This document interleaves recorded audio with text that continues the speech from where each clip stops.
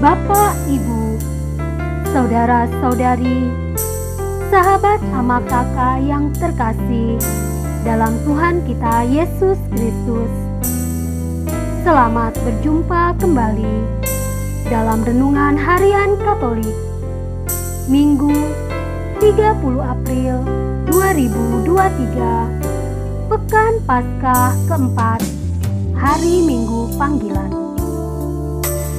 Bacaan dan renungan hari ini diambil dari Injil Yohanes bab 10 ayat 1 sampai dengan 10. Marilah kita hening sejenak untuk mendengarkan dan merenungkan firman Tuhan.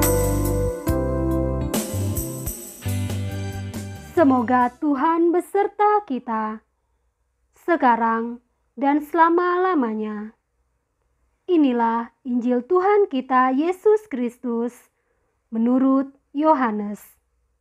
Dimuliakanlah nama Tuhan. Sekali peristiwa, Yesus bersabda, "Sesungguhnya siapa yang masuk ke dalam kandang domba dengan tidak melalui pintu, tetapi dengan memanjat tembok, ia adalah seorang pencuri dan seorang perampok. Tetapi siapa yang masuk melalui pintu, ia adalah gembala domba. Untuk dia, penjaga membuka pintu, dan domba-domba mendengarkan suaranya, dan ia memanggil domba-dombanya masing-masing menurut namanya dan menuntunnya keluar. Jika semua dombanya telah dibawanya keluar, ia berjalan di depan mereka, dan domba-domba itu mengikuti dia, karena mereka mengenal suaranya. Tetapi seorang asing pasti tidak mereka ikuti. Malah mereka lari daripadanya, karena suara orang-orang asing tidak mereka kenal." Itulah yang dikatakan Yesus dalam perumpamaan kepada mereka. Tetapi mereka tidak mengerti apa maksudnya. Ia berkata demikian kepada mereka. Maka kata Yesus sekali lagi, "Aku berkata kepadamu, sesungguhnya akulah pintu ke domba-domba itu. Semua orang yang datang sebelum aku adalah pencuri dan perampok, dan domba-domba itu tidak mendengarkan mereka. Akulah pintu. Barang siapa masuk melalui aku, ia akan selamat, dan ia akan masuk dan keluar dan menemukan padang rumput. Pencuri datang hanya untuk mencuri dan membunuh dan membinasakan. Aku datang supaya mereka mempunyai hidup dan mempunyainya dalam segala kelimpahan." Demikianlah sabda Tuhan. Terpujilah Kristus. Bapak, Ibu, saudara-saudari, sahabat ama kakak yang terkasih, dunia penggembalaan dapat mengajarkan tentang Allah dan relasi kita dengannya. Bagaimana ini dijelaskan? Pada sore hari, gembala akan membawa kawanan dombanya ke kandang. Kawanan domba tahu suara dan isyarat dari gembala. Begitu dekatnya gembala dengan kawanannya, sehingga setiap domba memiliki nama. Di musim dingin, kawanan domba biasanya dibawa ke tempat penampungan umum yang bisa dikunci dan dijaga. panas, domba dibiarkan dan dikumpulkan dalam satu kawanan di padang dan dijaga oleh gembala sepanjang malam. Yesus menggambarkan dirinya sebagai pintu yang akan dilalui domba-domba.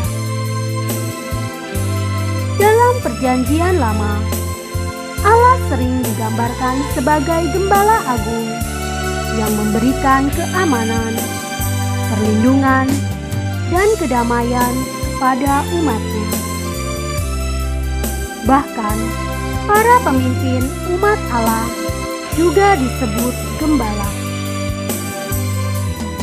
Seorang yang mengepalai mereka waktu keluar dan masuk, dan membawa mereka keluar dan masuk, supaya umat Tuhan jangan hendaknya seperti domba-domba yang tidak mempunyai gembala. Sebagaimana seorang gembala yang menjaga kawanan dombanya dan melindungi mereka dari bahaya, demikian juga Yesus menjaga para pengikutnya sebagai gembala dan pemelihara jiwa kita.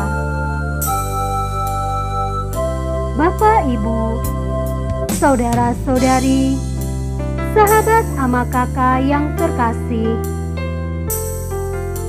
penegasan Yesus tentang dirinya sebagai pintu yang mengantar masuk kepada domba-domba menjadi refleksi bagi siapa saja yang menjalankan tugas pengembalaan. Besar atau kecil, resmi atau tidak, kita orang beriman juga mengemban tugas pengembalaan. Namun, pertanyaannya adalah melalui pintu mana kita menjalankan tugas itu? Tugas kita sebagai gembala merupakan tugas yang jelas, yaitu menjalankan tugas Yesus, Sang Gembala Agung, bagi domba-dombanya. Dengan demikian, semestinya menjadi jelas pula bagi kita bahwa hanya Yesuslah yang menjadi pintu bagi kita untuk dapat menjalankan tugas kegembalaan bagi domba-dombanya. Tanpa Yesus, domba-domba akan lari. Bahkan mungkin kehadiran kita justru akan mencerai-beraikan mereka. Sebagai gembala yang baik, Yesus telah memberikan teladan kepada kita. Ia mengorbankan nyawa untuk domba-dombanya. Dia datang dan mencari domba-domba yang hilang. Kehadiran, karya, dan pengajarannya menyatukan semua dombanya, dan mereka semua mendengarkan suaranya. Bagaimana dengan pengembalaan kita selama ini? Sungguhkah sesuai dengan penggembalaan Yesus, atau justru hanya mengikuti kehendak pribadi kita? Marilah kita berdoa. Tuhan Yesus, Engkau selalu membimbing kami di jalan yang aman dan damai. Semoga kami tidak pernah meragukan pemeliharaanmu dan tidak tersesat dari jalanmu. Jagalah kami dalam tempat perlindunganmu. Amin.